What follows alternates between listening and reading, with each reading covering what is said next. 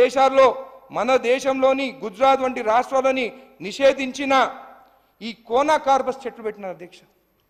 అయితే అధ్యక్ష పొద్దున్న వచ్చేటప్పుడు చూసి భయపడ్డా. వాళ్ళ ఆఫీస్ ముందు టీఆర్ఎస్ భవన్ ముందు కూడా ఇవే చెట్లు ఉన్నాయి. ఆ చెట్లు గాలి వీరిస్తే కూడా మీకు కొనార అంటే అనుకుంటా మైట్ బి కాదంటే ఏమైనా అనుకోవచ్చు. కొనార కార్బస్ సర్చ్ చేయండి గూగుల్లో. అది హెల్త్కి మంచిది కాదు, ఆ చెట్లు మంచిది కాదు. గుజరాత్ బ్యాన్ చేసింది. వాళ్ళు ఎవరికైతే సపోర్ట్ చేస్తున్నారో వాళ్ళ స్టేట్లోనే బ్యాన్ చేస్తున్నారు. ఆ చెట్లు పెట్టుకుంటే విషపూరితంగా గాలితోని కూడా మనకి హెల్త్ పాడవుతుంది, మంచిది కాదని చెప్పి చెప్తుంటే వాళ్ళు అట్లాంటి చెట్లు పాదినారు అధ్యక్ష. మళ్ళీ వాళ్ళకి నాకు భయం ఏంటంటే వాళ్ళు బాగుండాలి.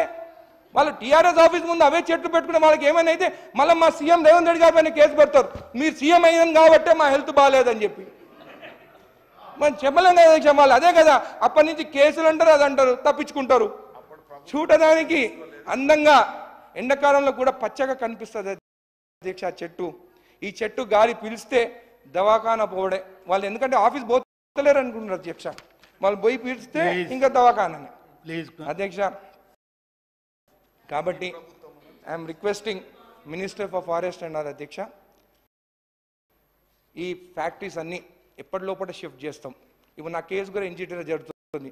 మరి నేను కేసు విత్డ్రా చేసుకోవాలన్నా లేకుంటే మీరు కోర్టులో నెక్స్ట్ హియరింగ్లా ఈ ఫ్యాక్టరీస్ అన్నీ 17 ఫ్యాక్టరీస్ ఉన్నాయి, స్పాంజియన్ ఫ్యాక్టరీస్ ఎప్పుడు షిఫ్ట్ చేస్తారు? వేరే ఫ్యాక్టరీస్ కూడా పొల్యూషన్ బోర్డుని వాళ్ళని పంపించి పొల్యూషన్ రాకుండా నామ్స్ ప్రకారం రన్ చేసేటట్టు అని చెప్పేసి నేను కోరుకుంటూ ధన్యవాదాలు చెప్తున్నాను. Thank you.